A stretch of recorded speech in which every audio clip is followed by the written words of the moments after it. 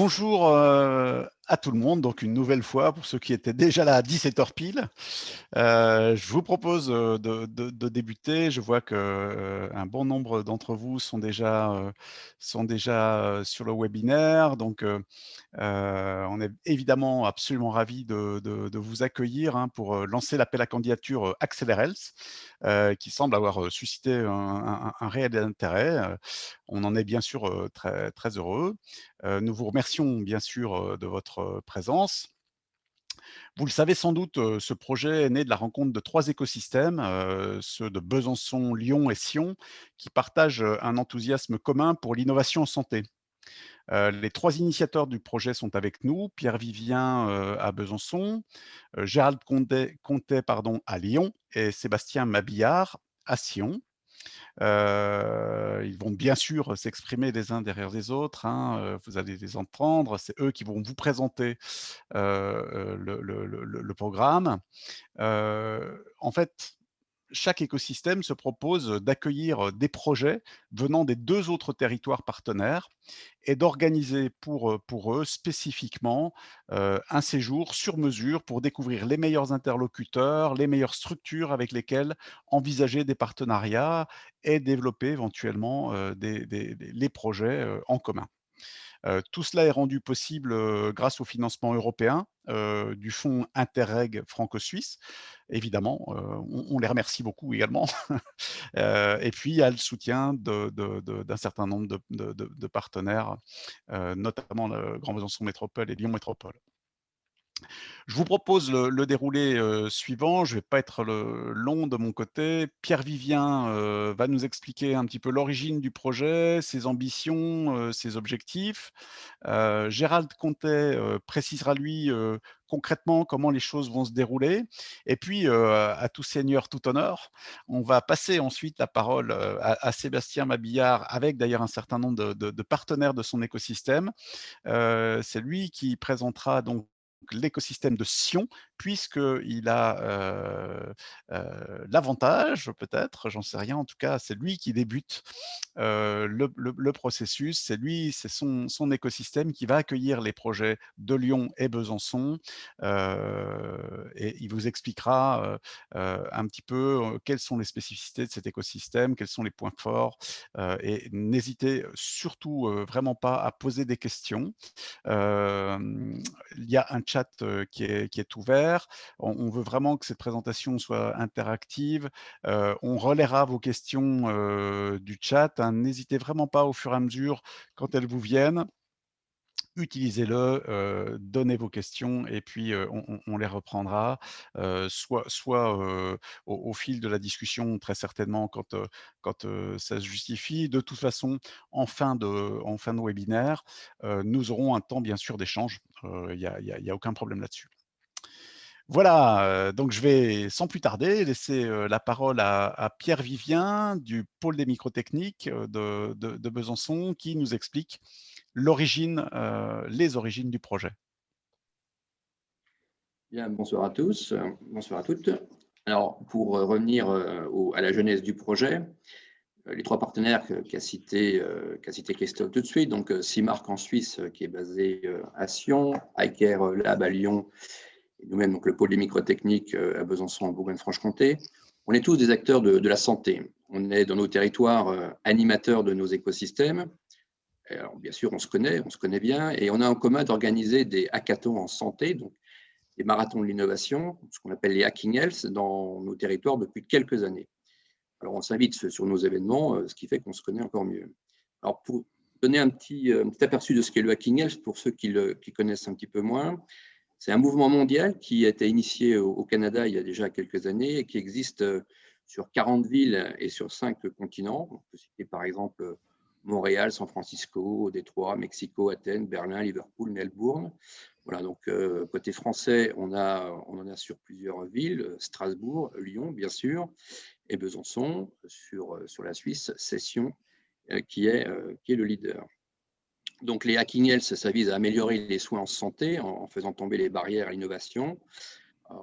Concrètement, ça veut dire quoi? Ça veut dire qu'aujourd'hui, Face à des problématiques de santé qui sont de plus en plus complexes, il est nécessaire d'intégrer toutes les parties prenantes à l'intérieur comme à l'extérieur du secteur de la santé, en facilitant les collaborations interdisciplinaires. Donc, on contribue à générer ainsi des solutions qui sont créatives et pertinentes en réponse aux besoins de santé qu'on a aujourd'hui dans notre monde réel. Donc, lors de ces événements, ça regroupe énormément de monde, des patients, des professionnels de la santé, des médecins, des technologues, des concepteurs, des entreprises, etc., des administrateurs, et j'en oublie.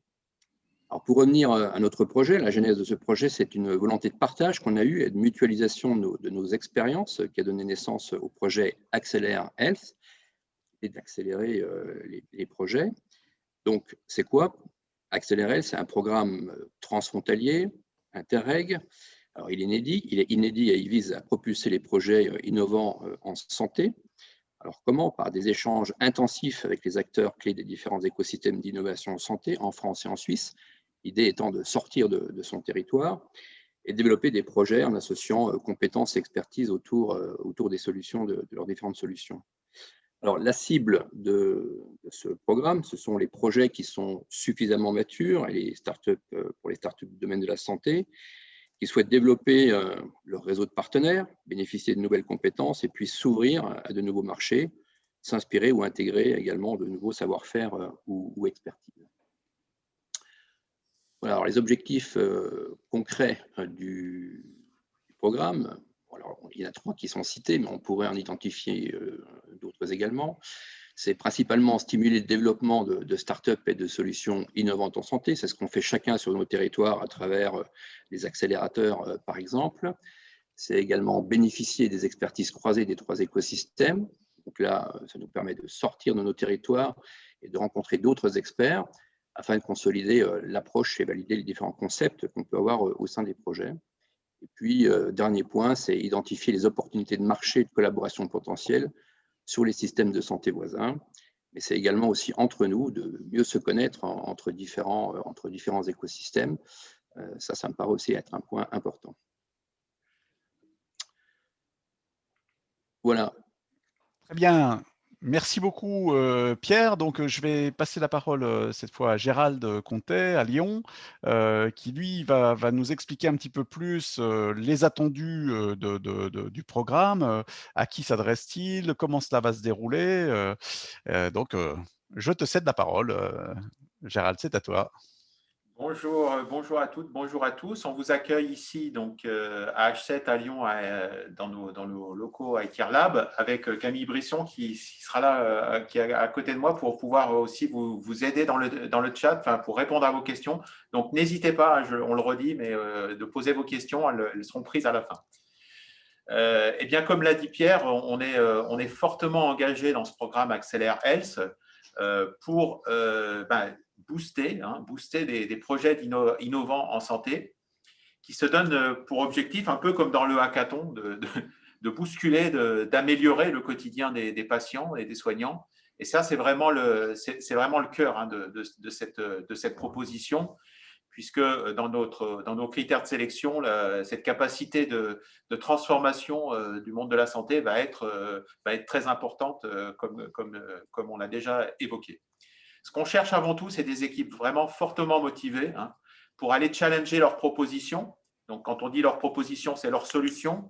On n'accueillera pas des gens qui ont que des idées, même des idées les plus géniales du monde, les plus abouties. On cherchera des gens qui ont déjà développé des solutions, au moins au niveau d'un prototype avancé, et qui cherchent surtout à s'ouvrir s'ouvrir vers de nouvelles opportunités, qu'elles soient technologiques, qu'elles soient issues du monde de la santé, le domaine applicatif, le domaine clinique, et également business. Le but, en fait, de cette démarche d'immersion, c'est aller tisser des liens solides avec nos partenaires suisses et de Besançon pour la deuxième séquence, et après pour Lyon, on va vous expliquer tout ça. Et le but, c'est bien sûr de développer une solution, développer leur business en lien avec les écosystèmes qui sont ici représentés et qui vont vous être présentés en particulier pour la première immersion à travers Sion. Alors, pratiquement, c'est un programme d'immersion. Alors, quand on dit immersion, c'est vraiment le déplacement des projets et des porteurs de projets et des entreprises sur site, sur 5 jours, donc dans l'un des 3 écosystèmes. Donc, la première salve, on va dire, la première promo, ça concernera 8 projets qui seront sélectionnés dans les semaines à venir et qui embarqueront, c'est bien question de le dire, pour Sion en octobre 2021. Donc, la sélection interviendra avant l'été et l'immersion en tant que telle aura lieu en octobre. Mais Sébastien pourra y revenir également. Une phase de candidature, ça c'est obligatoire. Hein. On souhaite que les projets candidats, donc des territoires issus de Besançon ou Lyon, Auvergne-Rhône-Alpes, puissent candidater à cette proposition, et une phase de sélection qui sera faite dans la foulée à l'issue de la date de clôture de l'appel. Le but, en fait, c'est de trouver des projets matures, en tout cas qui sont dans cette logique d'innovation intensive en santé, et également des projets qui soient pertinents au regard de la qualité de l'écosystème accueillant, puisque nos écosystèmes ont des particularités, ont des expertises plus pointues sur un certain nombre de domaines. Et donc, cette compatibilité est importante entre les projets et les écosystèmes. De façon plus concrète, on vous présente ici les dates clés pour faire partie de la première promotion, qui va donc arriver à Sion du 25 au 29 octobre 2021. Pour arriver à Sion à cette date-là, on vous propose donc de retenir 2 autres dates. Celle d'aujourd'hui, ça, c'est pas très compliqué, c'est le lancement officiel de l'appel à projet. Celle du 5 juillet, c'est l'annonce des résultats. Et entre les deux, on aura la clôture de l'appel à projet qui interviendra début juin pour pouvoir être en capacité de sélectionner les lauréats qui eux-mêmes seront accompagnés, je dirais, concrètement pendant la semaine d'octobre, mais qui seront déjà en contact avec nous en amont. Alors, si vous avez compris le programme sur Sion, vous allez comprendre très rapidement les autres séquences de ce programme. La deuxième série d'entreprises seront accueillies donc en février 2022 à Besançon. Donc, pareil, les entreprises des 2 autres territoires, hein, qui ne sont pas les territoires accueillants, avec en fait une séquence qui commencera début octobre, à l'occasion d'ailleurs du Hacking Health Besançon, à quelques jours du début du Hacking Health Besançon, avec une promulgation des résultats le 6 décembre, une fois qu'on aura fait cette première phase de candidature. On refera un webinaire à chaque fois, hein, à chaque nouvelle promo, pour présenter l'écosystème qui va accueillir à chaque fois. Et on se projette un petit peu dans le temps. On est déjà en 2022, en espérant que les choses vont aller encore mieux d'un point de vue sanitaire. Et on accueillera ici, sur la zone Lyon et sa région, la promotion issue donc de Sion et de Besançon en juin 2022, avec un rétro-planning qui nous emmènera vers un séminaire de type webinaire de la même façon, au moment de début février, pour pouvoir présenter l'écosystème lyonnais et Auvergne-Rhône-Alpes. Donc voilà, vous avez compris bien sûr la segmentation, et si jamais ce n'est pas tout à fait clair, on y reviendra dans le chat. Pour candidater, c'est très simple. On a souhaité vous proposer un dossier de 30 pages. Ça se fait tout sur notre site internet.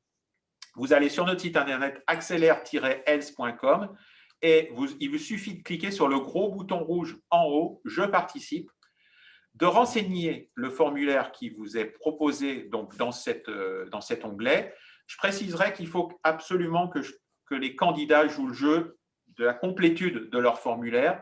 Les formulaires seront acceptés qu'à partir du moment où ils seront bien renseignés, que ce soit en termes d'ambition et de motivation. Et on vous suggère, c'est même obligatoire, de lire le règlement qui est annexé à cet appel à projet, qui vous précisera l'ensemble des dimensions, que ce soit liées à la confidentialité, liées aux dates, liées à la prise en charge également des entreprises qui seront engagées dans la promotion en question. Voilà. Donc, on ne va pas être plus long puisqu'on a rédigé avec beaucoup d'attention ce règlement. Je vous invite vraiment à le lire avec attention et à vous engager. Et c'est bien là notre objectif dans cette proposition qui nous semble extrêmement pertinente pour pouvoir accélérer les projets. Voilà. Christophe, j'ai essayé d'être le plus court possible pour laisser la parole. Bien. À Sion. Parfait. Je vois qu'il y a une question, mais on y reviendra en fin de déroulé. Donc, cette fois, c'est Sébastien Mabillard, donc, qui représente Sion et son écosystème, qui va vous présenter cette fois de manière approfondie ses partenaires d'abord, bien sûr, les spécificités de l'écosystème.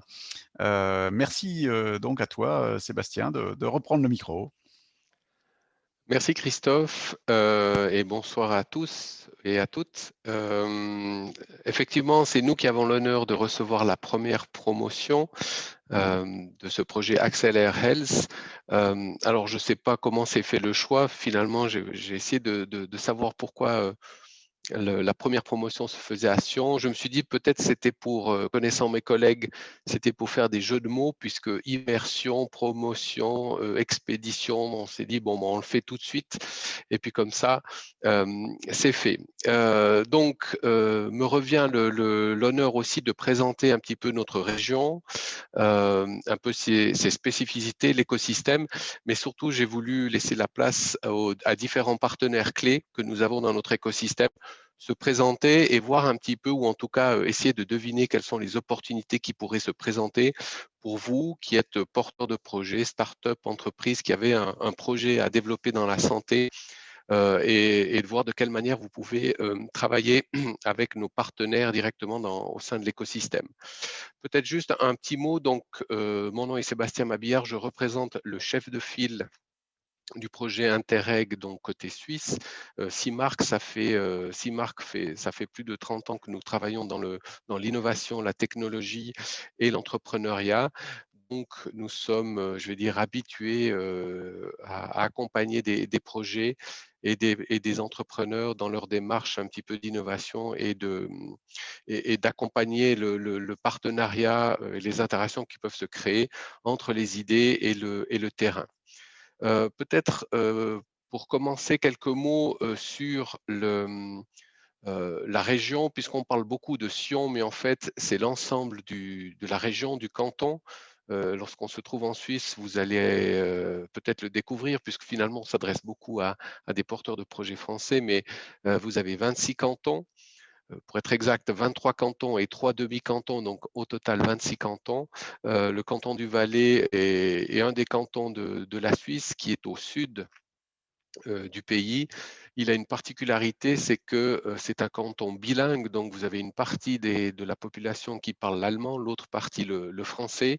Ce qui fait aussi que ça peut être intéressant de venir y travailler et développer certains projets, puisque c'est une sorte je dirais, de bac à sable intéressant, puisque avec deux langues et peut-être aussi deux cultures différentes, ça permet aussi de tester peut-être certaines idées, certains prototypes de manière très rapide, très intense et de pouvoir après le déployer ailleurs. Peut-être un mot sur la population. Donc, nous sommes 350 000 habitants dans cette région. Nous avons plutôt un environnement qui est fait de montagnes. Donc, on est plutôt connu pour notre ski ou nos stations de ski et pas mal d'agriculture. Mais en fait, ça fait déjà quelques dizaines d'années que l'on se développe dans des parties plutôt industrielles et technologiques. Et puis, c'est dans ce cadre-là que, ben voilà, on essaye de consolider les compétences et les partenariats avec différents acteurs clés de notre canton. Tout ceci se fait via certains outils que l'on met en avant ou que le canton a mis en avant. CIMARC fait partie, vous avez d'autres comme la Fondation DIARC qui fait partie de ce dispositif de développement économique sur l'ensemble du canton. Et c'est peut-être aussi dans ce contexte-là que ces projets ou vos projets vont pouvoir peut-être trouver un nouvel élan ou trouver des opportunités dans notre région. C'est une région qui est relativement dynamique justement dans ces aspects de technologie et d'innovation. On est régulièrement dans le top 5 des créations d'entreprises et de start-up, en particulier technologiques au niveau de la Suisse, souvent entre la 3e et la 5e place, bien que n'étant pas une région universitaire. On est très actif plutôt dans des aspects en lien avec les sciences du vivant, donc tout ce qui est biotechnologie. Nous sommes le 2e canton derrière Bâle et sa fameuse chimie et industrie pharmaceutique, et le canton du Valais est le 2e canton actif dans cette partie de la biotechnologie. Je ne vais pas vous faire la publicité pour Lonza et son fameux vaccin Moderna, ou en tout cas la production qui est faite chez nous. Donc ça crée une dynamique là autour.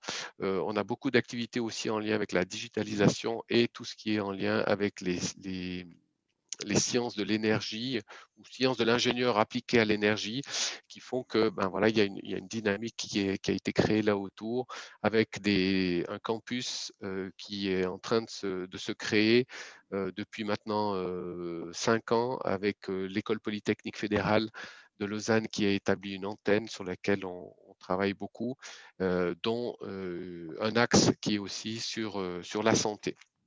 Voilà peut-être pour le topo général. Je vais faire peut-être un focus un peu plus marqué sur l'écosystème lié à la santé, que l'on a appelé le Smart Confluence.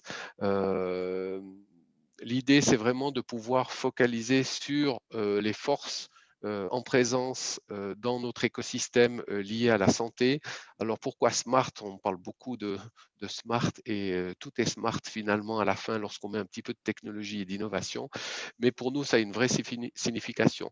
C'est un acronyme donc, où le S signifie donc tout ce qui est sport, santé et performance. Si on le voit, je demanderai juste de passer au slide suivant pour que je puisse expliquer donc l'acronyme donc de nos forces. Donc SPART pour tout ce qui est sport, technologie et appliqué à la pratique sportive. M pour tout ce qui est médecine, médecine de montagne et médecine d'urgence. Voilà, le contexte et l'environnement fait que nous sommes amenés à avoir beaucoup d'expertise et de compétences dans cette médecine de sauvetage en montagne et d'urgence. Le A pour aging, effectivement, c'est un grand défi, mais que tout le monde va rencontrer, mais on peut allier peut-être certaines choses entre technologie, tourisme, environnement et la prise en charge des seniors. Donc là, il y a des axes sur lesquels on travaille.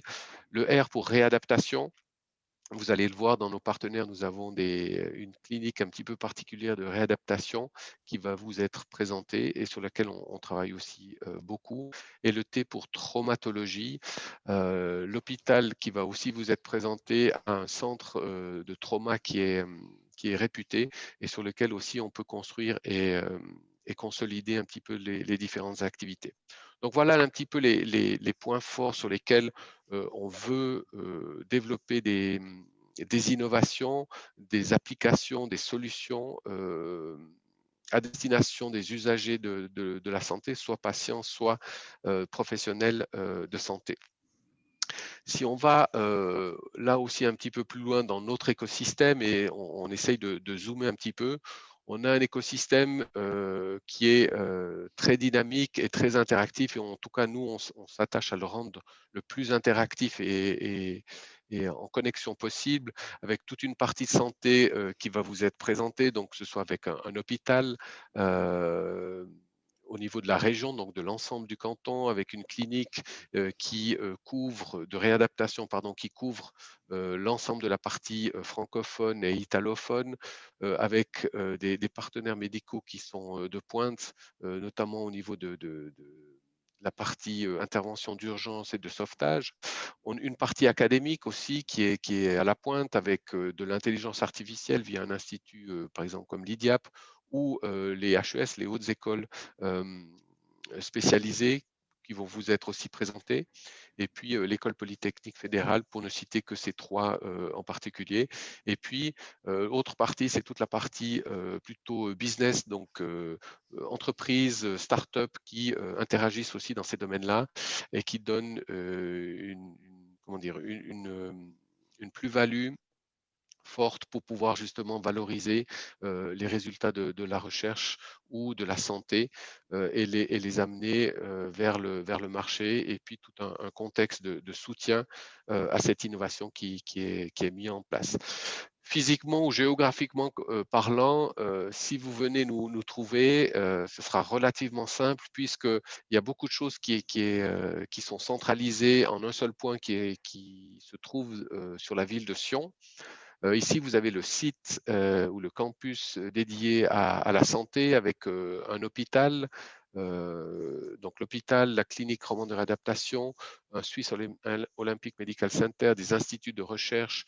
Vous avez aussi l'école donc de soins infirmiers qui est en train d'être construit, avec un pôle d'innovation dédié justement à la santé, mais aussi au sport et la performance, donc le SPARC, qui va vous être présenté aussi tout à l'heure, qui font que tout est interconnecté, tout est mis en synergie en un seul lieu. Ça permet vraiment de rendre ça le plus attractif possible. Mais peut-être au-delà des grandes explications, le mieux, c'est peut-être de vous montrer quelques images concrètes de ce qui est fait au travers d'un petit film que nous avons réalisé sur quelques réalisations et ce que peut représenter notre environnement, le Smart Confluence.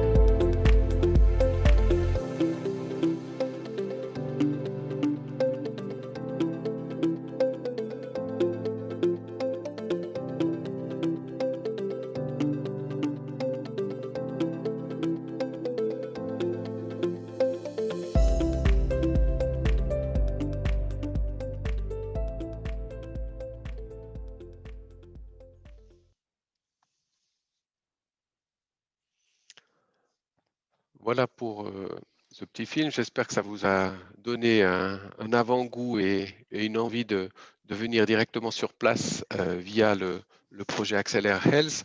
Mais peut-être le mieux, ce serait de faire parler un petit peu les différents peut-être protagonistes ou partenaires que vous pourrez rencontrer directement sur place. Et je propose de commencer peut-être par cette clinique de réadaptation, Et j'invite Bertrand Léger, le chef de service de la recherche et de l'innovation à la clinique romande de réadaptation, peut-être de présenter la clinique et puis voilà, de présenter un petit peu le contexte qui pourrait permettre de développer certaines collaborations avec cette clinique et vos projets. Bertrand? Merci, bonjour à toutes, bonjour à tous. Merci Sébastien, Bonjour. merci à tous de l'invitation. Question technique, c'est vous qui me faites défiler les slides ou je dois partager mon écran? Oui. Okay. Non, on peut défiler. Parfait. Ok, alors en quelques minutes Oui. Maintenant, je vais vous présenter quelques infos sur justement cette clinique de réadaptation dont a parlé Sébastien tout à l'heure, et particulièrement sous l'aspect recherche et innovation, puisque c'est le département dont je suis en charge. Donc, tout d'abord, quelques mots pour vous présenter qui nous sommes. Donc, sur la slide suivante, vous pouvez voir la clinique en fait appartient à la SUVA, qui est l'acronyme pour la Caisse nationale d'assurance. C'est une assurance obligatoire en Suisse qui a plusieurs piliers, dont la prévention et l'assurance bien sûr, mais un aspect réadaptation qui la rend assez unique puisque la SUVA possède ses propres cliniques. Et comme vous voyez sur le schéma de gauche, sur le dessin de notre pays, là, vous voyez que les patients que nous accueillons viennent principalement de la partie francophone, puisque la partie germanophone a une autre clinique qui est située à Bellicone, dans le canton d'Argovie. Donc là, je vous ai mis les chiffres de 2019, parce que comme vous pouvez imaginer, 2020 a été relativement impacté par la situation. Donc nous avons chaque année environ 1300 patients qui viennent pour une hospitalisation dans notre clinique. Alors, quelles sont les choses que nous offrons dans la clinique? C'est la slide suivante. Donc, on a 3 services qui sont hautement spécialisés. Le premier, qu'on appelle musculo-squelettique, c'est toute la réadaptation post-traumatique, donc des lésions de type musculaire, osseuse, etc., etc. On a un service spécifique d'amputés, pour la prise en charge des amputés, des polytraumatisés. Un service aussi pour la réadaptation des brûlés, qui est assez rare, parce qu'il y en a 2 en Suisse comme le nôtre. Et puis aussi des pathologies de mains complexes ou de douleurs chroniques. Le deuxième axe, le deuxième service spécialisé concerne la neurologie, qui est plus petit. Vous voyez, on a que 25 lits, entre guillemets, et puis là, on prend en charge tous les troubles des cérébrolésés, que ce soit pathologiques ou traumatiques.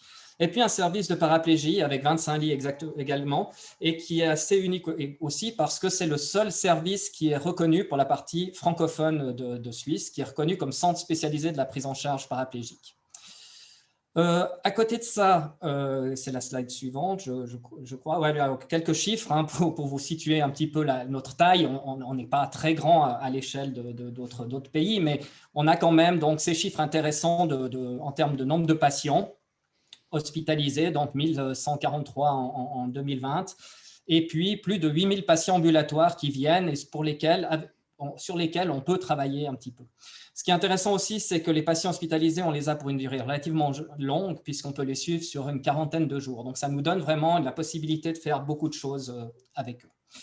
Les autres services, ce sont des services quand même qui sont assez originaux, puisqu'on a ce service de médecine du sport, dont a parlé aussi Sébastien, et qui est un service certifié par Suisse Olympique, donc la plus haute instance du sport d'élite en Suisse, et également des services de rhumatologie, d'orthopédie technique, etc. Donc, pas mal de choses qu'on peut proposer.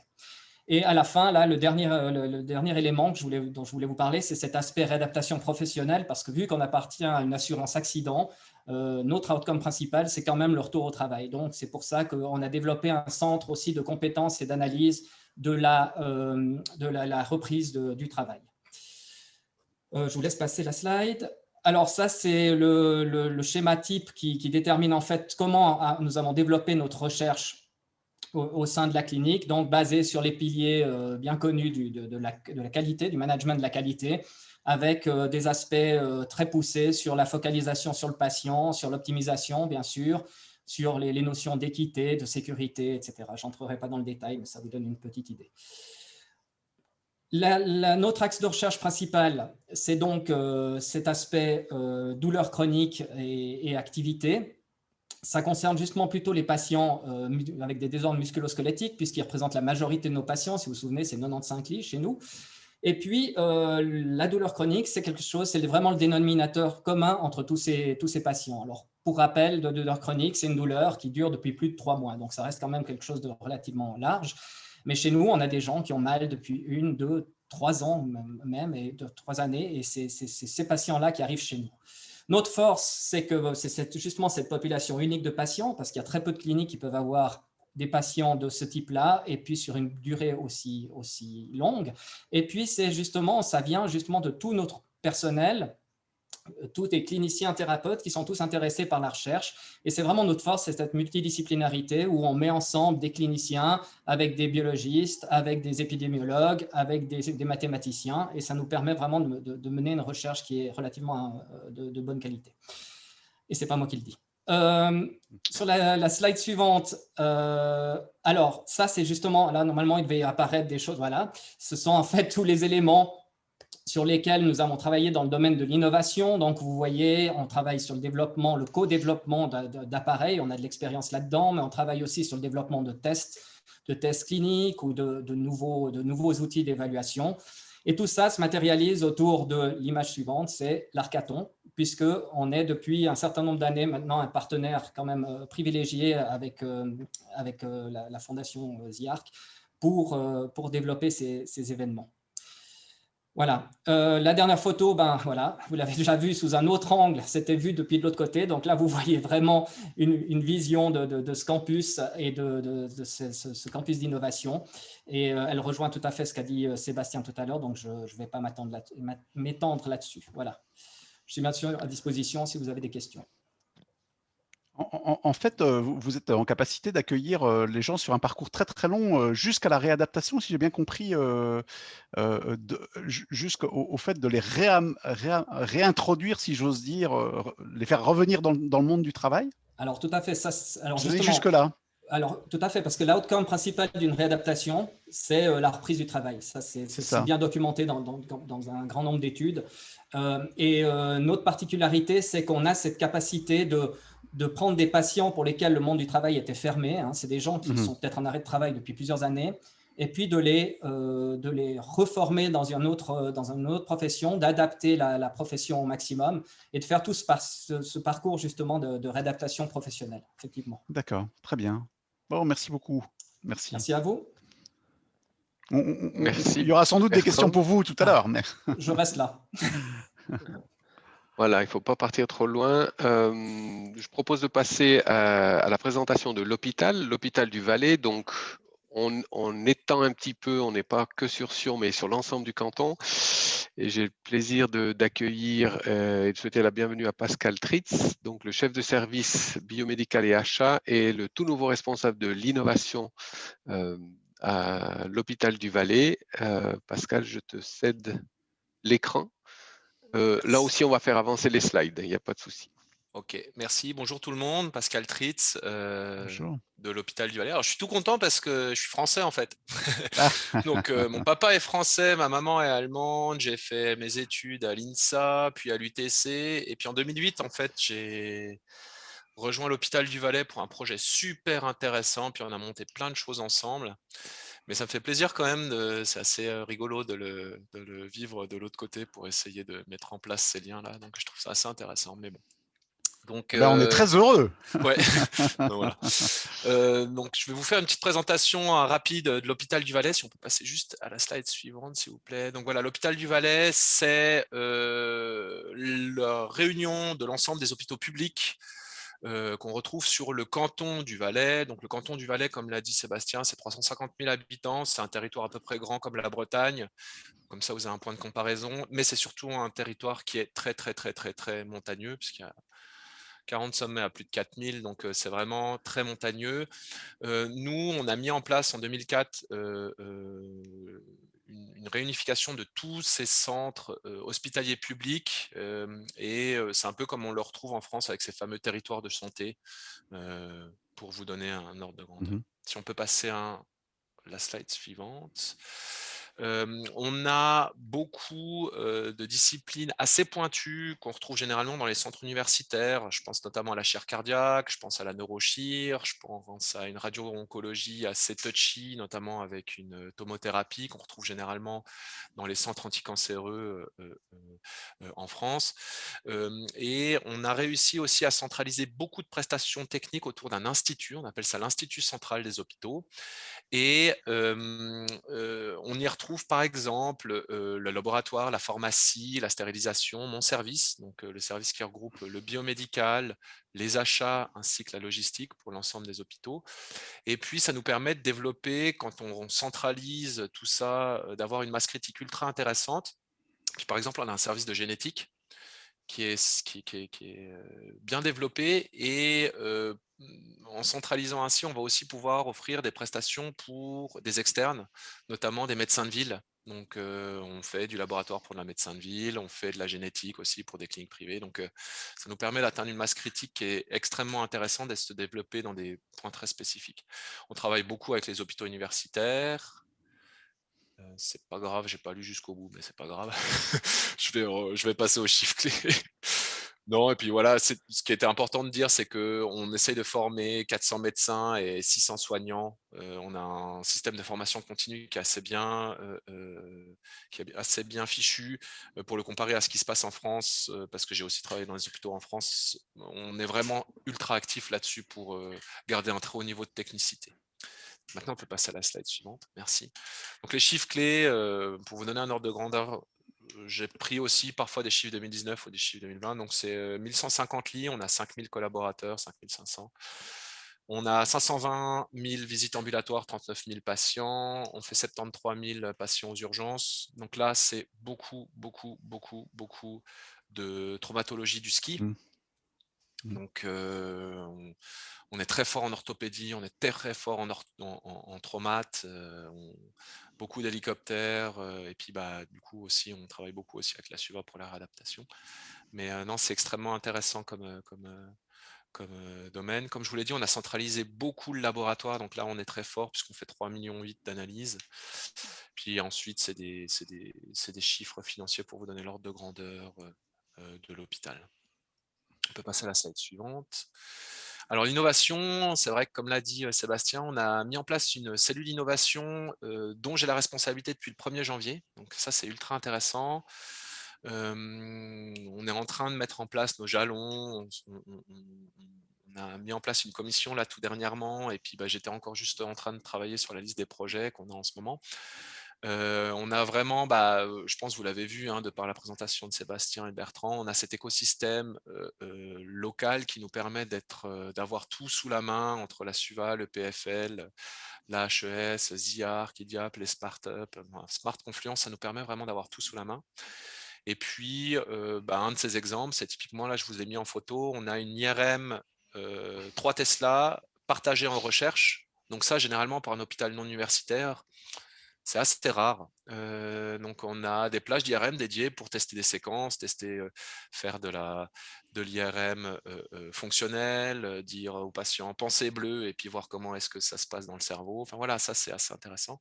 Puis, on a pas mal de projets, notamment dans la digitalisation de la pathologie, avec l'intelligence artificielle en radiologie, en chirurgie robotique et puis de l'IoT. Si on passe à la slide suivante, je vous ai mis un peu les trends sur lesquels nous on réfléchit. Alors là, c'est une liste. C'est un peu copier-coller du rapport qu'on a pour la cellule d'innovation. Donc, on a vraiment 3 grands axes qui nous intéressent dans tout ce qui est des projets de partenariat d'innovation. Donc, quand je parle de ces projets, je parle de projets qui peuvent être soit d'intégrer des technologies qui existent déjà sur le marché, soit de travailler à des projets de co-création, c'est-à-dire, tiens, il y a cette technologie, comment est-ce qu'on peut voir sur nos patients si on arrive à avoir un bénéfice. Donc, les 3 grands axes, c'est l'innovation technologique. Donc là, on est vraiment dans la technique pure, hein, la robotique chirurgicale, la télémédecine, les objets connectés.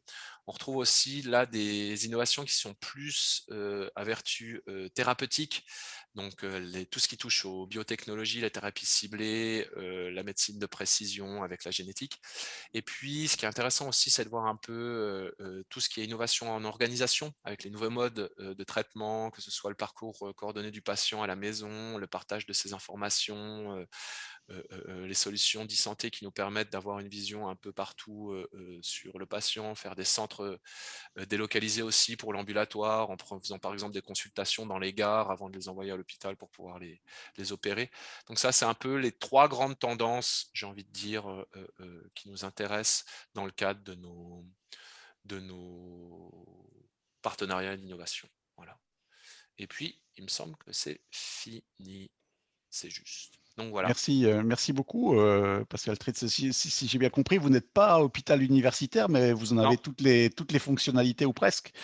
Ouais, non, il y a beaucoup de choses qu'on ne fait pas. On n'a pas l'école de médecine, par exemple. Oui, bien sûr. Mais c'est vrai que on a la chance d'avoir le CHUV, donc l'hôpital universitaire de Lausanne, qui est, je rappelle quand même, classé 9e au monde, Mhm. et les HUG qui sont pas loin non plus. Et puis du coup, on bénéficie aussi de beaucoup de collaborations. Donc typiquement, en cardiologie, on a, c'est un exemple comme ça qui me vient à l'idée, mais Mhm.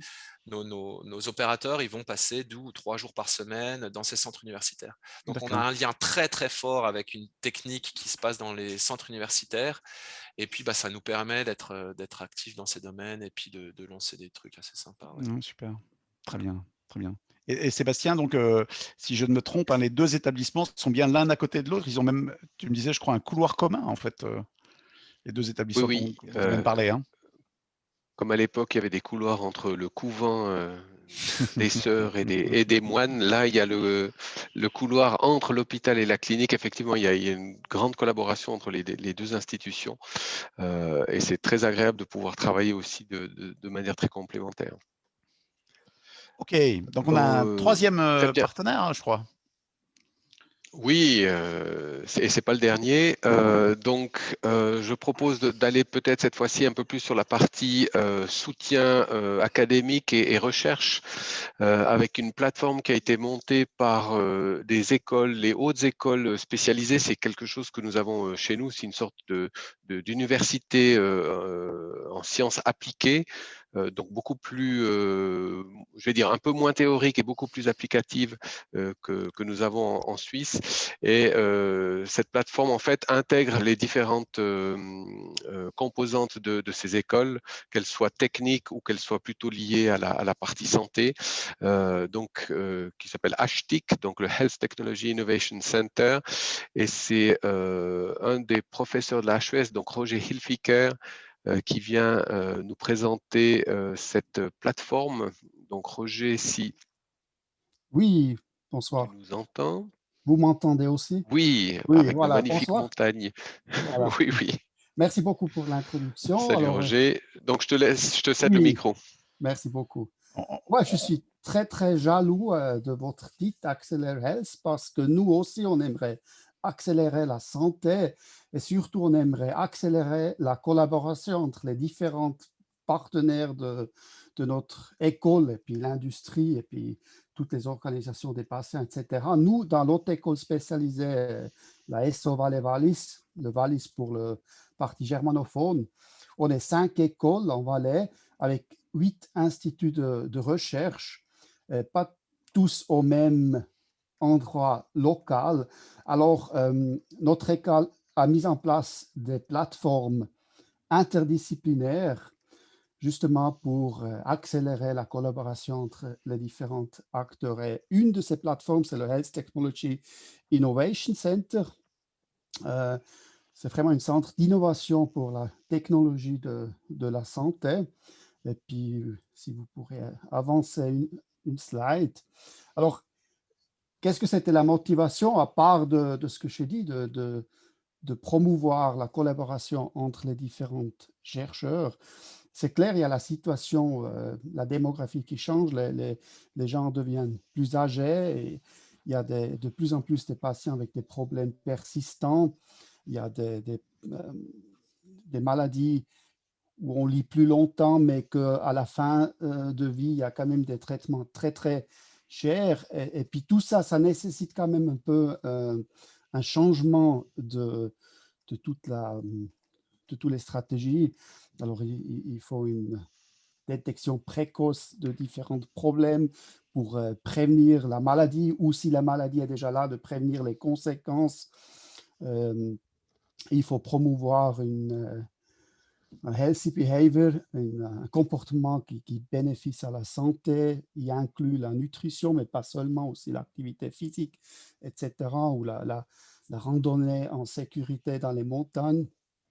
Il faut aussi aider aux patients qui ont des problèmes persistants de prendre en main leurs problèmes aussi eux-mêmes. Et puis, un management des problèmes persistants, et puis des systèmes de soins intégrés. Peut-être pour la next slide. Alors là, on a les différents partenaires dans notre haute école spécialisée. Je ne vais pas tous les citer, mais juste pour montrer qu'on est très divers. On a les life sciences, on a les informaticiens, on a même le tourisme qui est aussi en lien avec la santé, les instituts du travail social, la santé, les ingénieurs, etc. Le slide suivant. Et puis nous, on se place un peu entre la recherche ou la fondamentale que nous, on fait moins, et par exemple entre les accélérateurs des innovations comme la Fondation DEARC et puis l'industrie. Alors, dans la recherche fondamentale, on a des partenaires comme l'EPFL qui ont aussi un siège ou plusieurs sièges à Sion. Et puis, on essaie vraiment de faire un peu le pont entre la recherche fondamentale et puis après aux étapes suivantes. Next. Voilà, c'est déjà ça en 4 minutes. Et puis, si vous avez des questions, je reste encore un moment là. Merci beaucoup. On va peut-être enchaîner parce qu'on a pris un peu de retard. Je vois que le compteur tourne. Oui, Et puis on effectivement. reviendra aux questions juste derrière. Oui, je voulais juste aussi dire qu'on a une grande collaboration avec les différentes écoles, mais qui sont réunies dans cette plateforme, et je suis sûr qu'il y aura quelques questions peut-être par la suite à apprendre. Dernier partenaire qu'on voulait présenter ce soir, c'était un tout nouveau finalement partenaire. C'est un pôle dédié au sport et à la performance qui est en train de se créer. Alors physiquement, mais il y a beaucoup d'activités qui sont en lien avec cette partie sport et performance. Et puis on a le plaisir d'accueillir donc Pierre-Yves Debon, le chef de service de l'économie, de l'innovation et du tourisme de la ville de Sion, mais qui est aussi en charge de ce projet de pôle sport et performance sur le même site que vous avez vu tout à l'heure. Donc je cède la parole à Pierre-Yves pour nous présenter ce pôle dédié au sport, s'il nous entend. Oui, c'est tout bon. Merci Sébastien. J'espère que tout le monde tout m'entend bon. aussi. Donc, Oui. bonsoir. Je vais dire bonsoir. Il commence à faire presque nuit chez nous. Donc, je vais essayer de faire un peu plus court pour tenir le timing. Donc, effectivement, contrairement aux orateurs précédents, je vous parle encore d'un projet puisque le bâtiment, vous pouvez faire passer le premier slide si vous voulez, ou aller au deuxième directement. Puisque le bâtiment qui accueillera Spark n'est pas encore construit. Donc, si vous revoyez la photo que Sébastien vous a montrée avant, ou Monsieur Léger, sauf erreur aussi, il y a encore un bâtiment à construire dans tout cet ensemble, qui est la future haute école à la HESSO en soins, et puis donc il formera les futurs infirmiers, les futurs, etc. Et puis on aura des locaux dans ce bâtiment pour le projet Spark, qui est un pôle d'innovation qui sera dédié donc au sport et à la performance. Peut-être même passer directement à la slide suivante, qui est la plus intéressante. Donc, le concept Spark fonctionne comme toutes les plateformes ARC qui se trouvent en Valais. Donc, Sébastien t'en a parlé brièvement avant, donc des BioArc, des BlueArc, etc. Donc, on a toujours une partie, on va dire, plateau technique à disposition de sociétés qui souhaitent expérimenter ou créer des produits en lien avec la thématique. Donc, une partie dans ce bâtiment qui sera plus une partie sport médical et une partie business. Dans la partie sport médical, donc ce fameux plateau technique qui est en fait une grande, c'est un peu péjoratif ce que je vais dire, mais une grande salle de sport, si on veut bien, puisque il y aura des laboratoires qui permettent d'étudier le mouvement, la physiologie, l'atelier de biomécanique, des plateformes d'entraînement, que ce soit en intérieur, à l'extérieur, des salles de fitness, des salles d'agilité.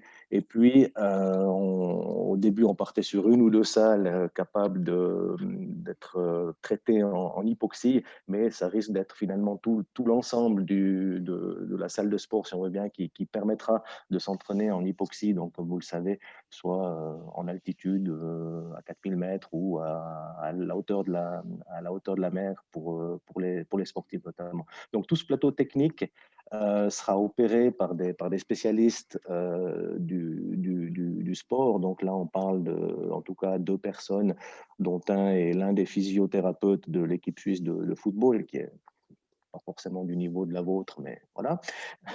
Et puis, et puis d'une autre personne aussi qui est préparateur physique de skieurs suisses et valaisans plus particulièrement qui sont actuellement sur la Coupe du monde de ski. Donc voilà, des gens tout à fait aptes à être opérés sur un tel plateau technique. À côté de ce plateau technique, un espace médical qui sera à disposition des physiothérapeutes du sport, qui sera à disposition des médecins du sport qui souhaiteraient accueillir leurs patients pour pouvoir justement les tester ou les entraîner sur le plateau technique. Donc, il n'y aura pas des médecins ou des physiothérapeutes engagés par Spark, mais ce sera des gens soit ça peut être des médecins de l'hôpital du Valais, de la CRR, ou des médecins autres qui souhaitent accueillir leurs patients dans cet espace. Donc ça, c'est vraiment pour la partie technique, si on veut bien. Et à côté de ça, une partie business, donc une partie destinée à accueillir des startups, des PME, des groupes de recherche qui souhaiteraient s'installer dans cet environnement parce qu'ils ont un intérêt à analyser ce qui se passe sur le plateau technique. Donc ça, c'est un aspect plus vraiment business. Et puis un petit aspect aussi, mais un peu moins important, c'est l'Office cantonal du sport. Donc Sébastien vous a parlé avant qu'on était 23 cantons en Suisse. Donc l'Office cantonal valaisan du sport souhaiterait peut-être aussi s'établir dans ces locaux, puisque ce sera, on va dire, là que le sport va se passer. Voilà, pour passer à la slide suivante. Donc, vraiment, l'idée de Spark, c'est comment dire, faire converger les différentes sciences qui tournent autour du sport de la performance, donc la science de la santé, on a parlé de la médecine du sport, de la physiothérapie, de l'analyse de performance, les sciences sociales aussi, les sciences de l'ingénieur, donc on a parlé avant de la HESSO, notamment tout ce qui est en biomécanique, électronique, etc.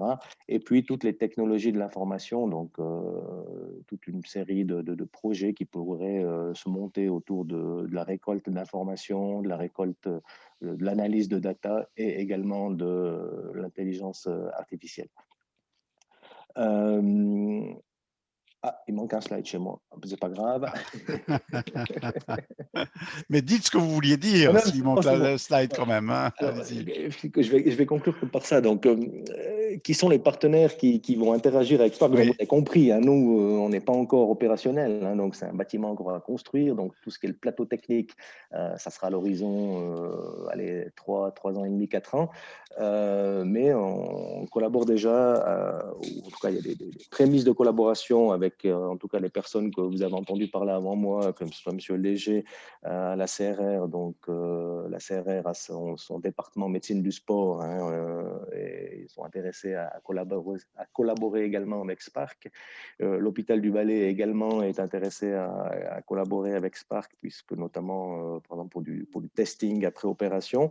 Et puis des partenaires importants, Sébastien l'a dit, si on a la chance depuis maintenant 5 ou 6 ans d'avoir un campus qui était surtout sous l'impulsion de l'École polytechnique fédérale de Lausanne, donc l'EPFL et la HESSO, qui également vont être intégrés à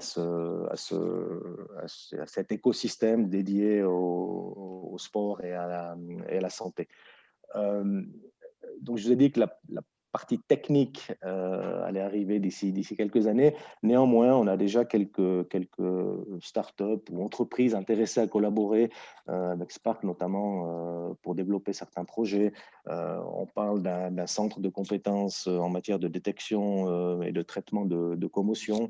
On parle aussi d'une société qui aimerait développer une analyse des systèmes d'analyse de l'oxydation du sang, pour notamment la mesure de la fatigue. On parle aussi d'un professeur de sport du canton qui aimerait développer une application pour tous les enseignants de sport dans notre canton afin qu'ils puissent enseigner le sport à distance. On a vu avec le semi-confinement, nous avons eu que un semi-confinement chez nous. Donc voilà, tout ce genre de projets qui peuvent déjà démarrer parce que des locaux vont être mis à disposition dès l'été pour les différentes startups qui seraient intéressées de rejoindre ce projet Spark. Voilà, je ne fais pas plus long. Merci de votre écoute. Merci beaucoup, Monsieur Debon. C'est vrai qu'on a envie de vous poser plein de questions parce que le sujet est passionnant. On voit bien la vitalité de l'écosystème de Sion là, au travers de ces 4 témoignages et c'est vraiment très sympa. Mais on approfondira peut-être en dehors de cette réunion-là ces échanges. Place aux questions. Cette fois, Camille, peut-être veux-tu nous donner les questions qui ont pu surgir sur le chat? Oui, alors j'ai une première question de Pascal Dainès qui aimerait savoir pour qui s'adresse le programme, savoir si c'est exclusivement pour les startups ou si ça s'adresserait aussi à des associations. Qui veut répondre? Est-ce que c'est Gérald qui répond à cette question-là? Oui, enfin, le statut juridique, on demande le statut juridique dans le formulaire qu'il y a sur le site Internet. Je dirais qu'aujourd'hui, en effet, on a quand même un focus plus significatif vers les entreprises. Ça, tout dépend de leur taille également, ça dépend de leur taille. Si le projet est porté par une association qui a, je dirais, des ambitions de développement, on étudiera bien sûr le sujet parce que les formats juridiques sont différents en fonction en particulier dans le médico-social, en tout cas en France. Donc oui, par contre, c'est le degré de maturité du projet qui, à mon avis, sera un élément extrêmement crucial dans la proposition. Mais mes collègues peuvent compléter éventuellement. Le degré de maturité et l'ambition du projet. Oui, tout à fait. Et comme on l'a dit, peut-être,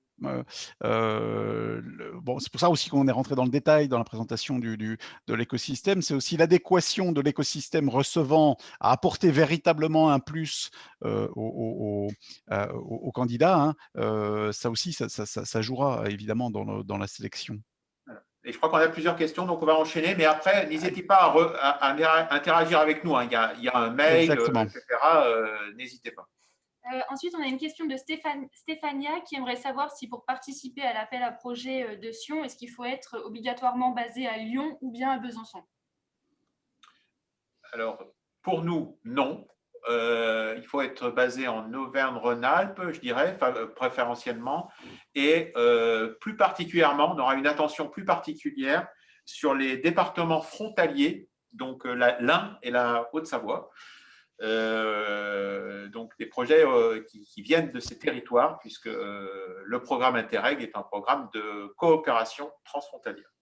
En tout cas, voilà pour Pierre-Vivien, Besançon, c'est à peu près la même réponse. Alors, à la nuance près que le programme est monté sur l'ex-Franche-Comté, puisque c'était une période d'Interreg où il n'y avait pas encore la fusion des régions. Donc, les 4 départements de la Franche-Comté, le Doubs, le Jura, le territoire de Belfort et la Haute-Saône. Ceci étant, on peut prendre également à la marge, ça on l'étudiera également, des entreprises qui viendraient de la Bourgogne, de l'actuelle Bourgogne. Donc, voilà. Merci beaucoup. Est-ce que Camille, tu as d'autres questions? D'autres questions. J'ai deux questions de Charlotte Herbillon qui aimerait savoir s'il est possible d'expliquer un petit peu le déroulement du programme d'immersion à Sion et si elle pouvait candidater, même si la solution est déjà commercialisée en France. Peut-être Sébastien, si tu… Oui. Tu Sur la question, sur la question de programme. Voilà, le programme. Vas-y, voilà. Peut-être sur le programme, en fait, l'idée, c'est de faire des programmes qui soient personnalisés en fonction un petit peu des attentes et du projet et en fonction aussi de l'adéquation qu'on peut trouver avec l'écosystème.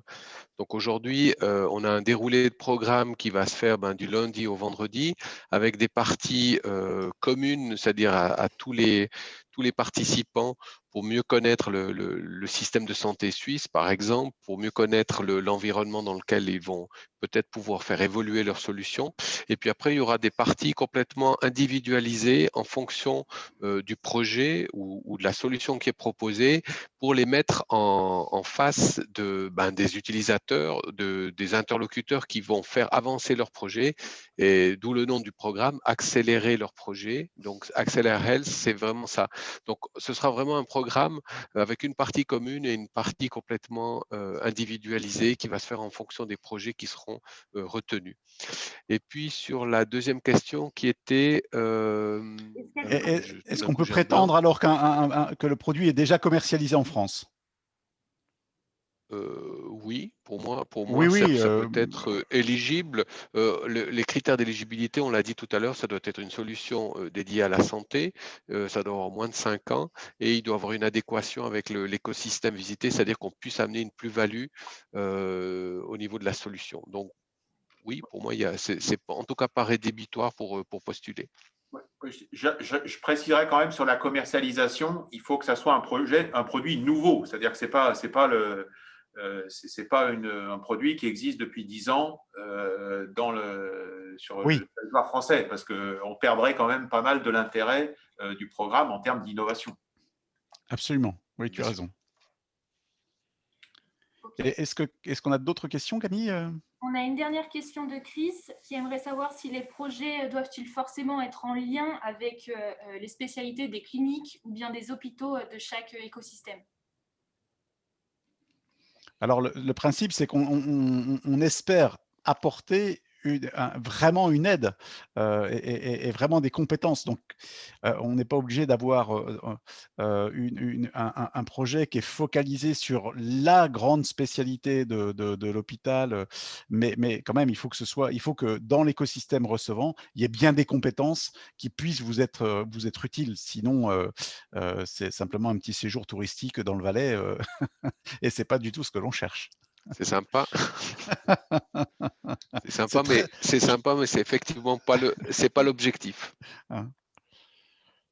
Mais en fait, pour donner aussi une petite idée, c'est bien avec la capacité avec le déploiement de capacité de déployer, renseigner le fichier, qu'on va essayer de voir cette adéquation avec l'écosystème. Vous n'avez pas besoin par anticipation de détailler, de vous faire une idée extrêmement précise des compétences. On vous a donné un aperçu. Vous pouvez bien sûr compléter votre représentation en nous posant des questions ou en vous documentant à travers les différents liens et les présentations qui vous ont été faites. Mais je dirais que le travail qu'on va faire avec nos collègues, on va pointer spécifiquement sur des compétences pour être en adéquation. C'est-à-dire que voilà, on a donné un premier panorama, ça va se faire pareil sur tous les autres écosystèmes. Vous n'avez pas besoin d'aller sur un niveau de détail que nous, on va vous proposer en fonction de cette compatibilité, de ce matching. Oui, il faut pas préjuger. Il peut très bien y avoir effectivement des compétences dont on n'a pas parlé là, qu'on n'a pas mis spécialement en valeur là pendant cette présentation, mais qui pourraient tout à fait répondre à vos attentes. Donc effectivement… je crois que les questions sont terminées. Là, on est depuis 1h10 exactement dans la discussion, donc je pense que les webinaires commencent à être un petit peu long pour les uns et les autres. Je ne sais pas s'il y a… On peut… Une question. Alors, une dernière question. Et après, on te remet la parole. Alors. De Vincent Pidou, qui nous dit que Pardon. Alors, reprends ton souffle, Camille. Nous avons une activité de e-santé en ophtalmologie qui fonctionne en France et souhaitons aborder le marché suisse et souhaitons lever les questions réglementaires. Est-ce pertinent de postuler à l'appel à projet? Les aspects réglementaires, on dirait qu'on est sur une question très particulière, enfin très spécifique, là, on va dire. L'outil n'est pas commercialisé en Suisse, bien sûr. Est-ce que tu veux répondre, Gérald? Moi, je pardon, Sébastien, pardon. Oui, effectivement, moi je rejoins Gérald dans son analyse en disant c'est très spécifique. Je ne suis pas sûr que le programme puisse répondre spécifiquement à ce type de problématique et de proposer ce type d'interaction. Par contre, nous, on reste, et moi en particulier, je peux être le point de contact, à disposition pour en discuter et voir s'il y a des relais à faire. Mais je ne suis pas convaincu que si on aborde que sur ces aspects-là, un projet, que la meilleure des réponses soit le programme Acceler Health. Par contre, nous, on peut être à disposition pour faire les relais si nécessaire directement en Suisse. Maintenant, si le projet est un peu plus large et on cherche vraiment peut-être des interactions un peu plus larges que simplement l'aspect réglementaire, à ce moment-là, on peut, je pense, postuler et candidater à ce type de programme. Alors, ouais, moi je compléterais en disant que Acceler Health, ce n'est pas juste une étude de marché, hein, ce n'est pas juste une analyse réglementaire, on pourrait dire, enfin, en tout cas un diagnostic réglementaire. Ça doit engager d'une certaine façon une ambition peut-être un petit peu plus importante dans la capacité de déploiement et de connexion, de partenariat avec les territoires concernés. Parce qu'il y a d'autres dispositifs de type voucher, etc., qui permettent peut-être de répondre de façon spécifique à des enjeux industriels ou de start-up qui sont tout à fait légitimes, mais voilà, enfin, la granularité doit se porter, à mon avis, à ce niveau-là. Ok, est-ce qu'on a d'autres… On a bien répondu d'abord? Est-ce qu'on a répondu clairement? Est-ce qu'il y a d'autres questions? Non, je ne crois pas. Les questions, si jamais il y en a d'autres, on a une ligne ouverte, hein, info-accélère-health.com. Absolument. On est derrière le mail. Quand on dit on est derrière l'équipe ici constituée est derrière le mail. Vous avez également aussi tout loisir de voir un petit peu le formulaire qui est proposé en ligne pour pouvoir répondre, pour répondre et nous poser des questions éventuelles. Je vois le nombre de spectateurs qui chutent, donc je pense qu'il va falloir… Bien, merci. Oui. On va vous remercier en tout cas d'avoir assisté à cette présentation. Hein. On a de notre côté été tout à fait intéressés. Enfin, on a eu l'impression que vous étiez intéressés puisqu'on a eu quand même beaucoup de questions, ce qui n'est pas toujours le cas dans ce genre de webinaire. Vous l'avez compris, les trois écosystèmes se connaissent bien, ont l'habitude de collaborer et on souhaite vraiment que ce soit ça la marque de notre projet. On veut développer des partenariats, développer des collaborations entre les trois écosystèmes et vous en faire bénéficier. C'est vraiment ça l'idée. Donc n'hésitez pas, vous avez pratiquement 2 mois pour postuler au dispositif. Vous pouvez très bien continuer effectivement, comme l'a dit Gérald, à nous poser toutes les questions que vous souhaitez. On vous l'a expliqué, donc il y aura à nouveau 2 appels à projets, le prochain pour l'immersion à Besançon, donc là ça concernera Sion et Lyon, et le suivant pour Lyon. On tient quand même à remercier une nouvelle fois le programme Interreg qui soutient cette initiative sans laquelle, sans leur aide, évidemment, ce ne serait pas possible. Et on vous remercie infiniment d'avoir participé à ce webinaire. À très bientôt, n'hésitez pas à postuler et à nous demander des précisions si vous le souhaitez. Au revoir. Merci et bonne soirée. Au revoir, bonne soirée. Merci Au revoir. aux partenaires également, aux intervenants qui ont été très très clairs également. À bientôt.